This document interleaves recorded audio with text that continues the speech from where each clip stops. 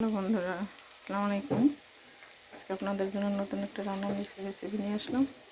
যে ডুমুর দিয়ে বড় চিংড়ি মাছ নিয়ে আসছে, সেই চিংড়ি মাছটাকে আমি ভাগ করে দিয়েছি। এই যে দেখেন,